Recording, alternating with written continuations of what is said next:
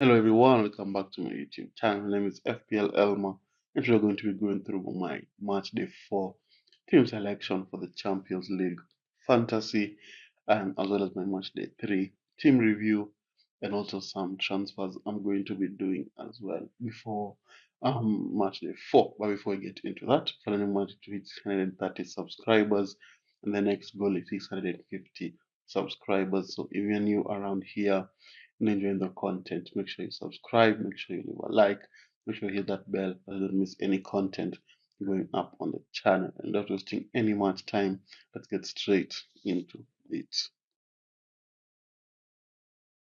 So first I'm going to start off with my match day 3 team review. Managed to score 83 points, which was an improvement from match day 2. I thought match day 4 can also be an improvement. So we had Kane, who scored 1 goal against Barcelona. Gyökeres, I think, scored 2 goals and also picked up a man of the match, and he was captain. I took a huge risk not changing captaincy and leaving it on Gyökeres. I could have switched it to Haaland, but at least there was no big difference, maybe a slighter, bigger difference in regards to Foden, who also managed to score, I think, 1 goal and get an assist and man of the match. That's, I think, similar to Foden. Yamal got he scored a goal, 5 points, and then he had Kimmich who 2 points. I'm sorry, Yamal had an assist. I'm confusing it with the El Clasico. He had an assist against Bayern. Then we had Grimaldo, 4 points, I think, maybe for ball recoveries, because they had a very tough fixture against was it Brest. So 4 points. Then we had Kubarsi, 3 points since they conceded to Bayern Munich. Rico Lewis got late assist, so 7 points. And then the Atalanta keeper managed to keep a clean sheet.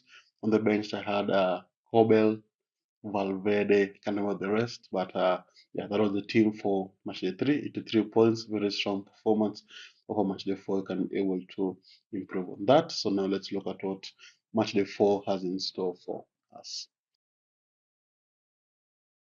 So this is what match day 4 is going to be looking like. We're going to start off with the goalkeepers and the defender. We're going to be having Kobel in there, just hoping for some save points and some clean sheets. I think Dortmund have one of the easiest fixtures on paper, alongside the likes of Barcelona and Aston Villa, but we'll get there when we get there. So Kobel, then we have the Atalanta goalkeeper as well, who looked really good in their fixture against Napoli in the league, managed to keep a clean sheet there as well. So it will be very much appreciated if you could transfer that form to the Champions League and able to keep a clean sheet as well. Then you have Lukadin in there, did not play in their in the match day 3, which is surprising, but I think they have the squad depth for it, and I'm sure they're going to rotate again against Club Brugge. I think it's a relatively easy fixture on paper, and they have Madsen, who is also very good at that left back position. We'll have to wait and see. Then you have Schlotterbeck as well. He looks really, really good against.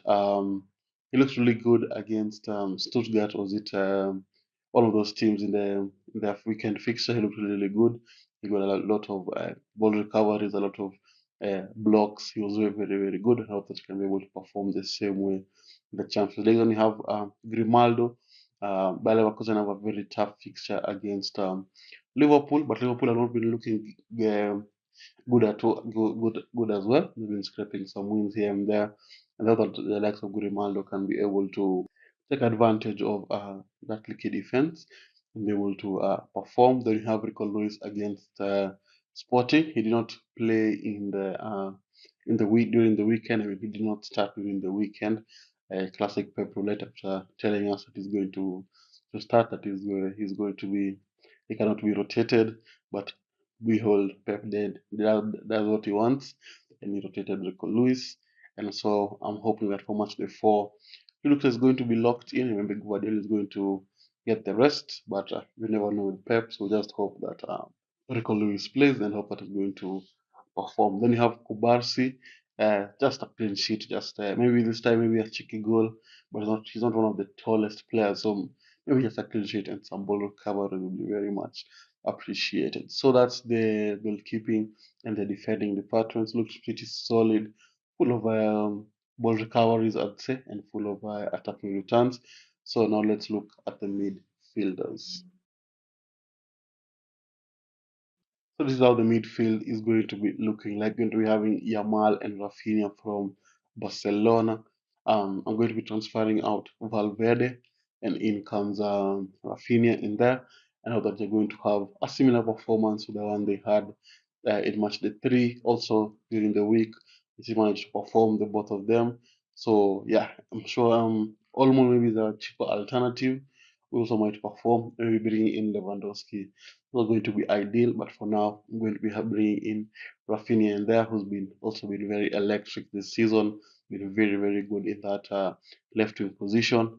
I'm going to bring him in. Yamal, just the same. Please may I get those assists and maybe some goals as well.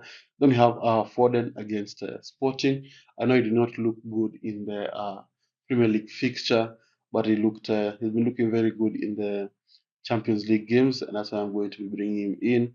Now he's going to be able to perform against Sporting. Then we have Vart, just the same as Grimaldo, very tough fixture. So I hope that uh, Vart can be able to perform and take advantage of Liverpool's leaky defense and maybe come out with some attacking returns. Then you have Kimmich finishing off the midfield.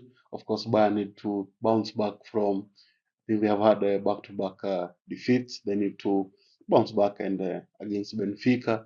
Not going to be a very easy fixture, but Kimmich is on set pieces, and that's why he's in the team. Gets a lot of points for assists, and is also very good for ball recovery. So that's the midfield for match day 4, full of goals, full of assists. How that's going to be able to perform. So now let's look at what the forward line has for us.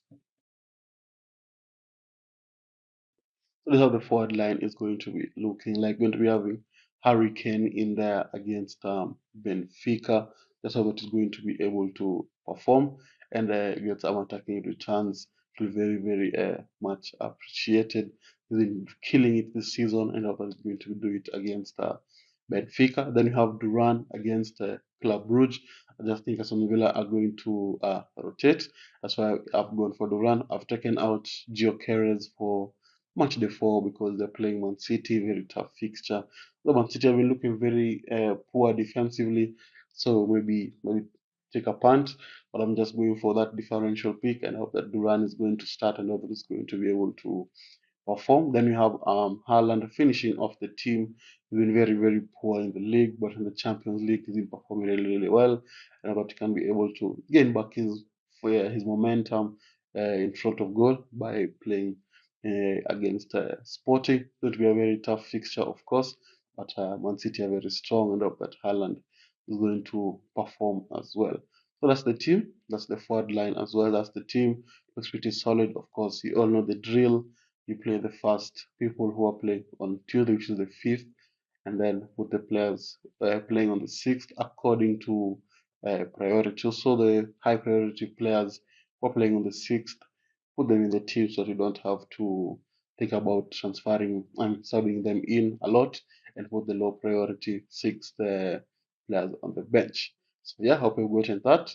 And with that, we wanted to reach this far. Don't forget to leave a like and subscribe. We're still aiming for 50 subscribers before the end of the month. So yeah, with that, I'd like to thank you all guys for watching, and I'll see you all guys later. Bye bye.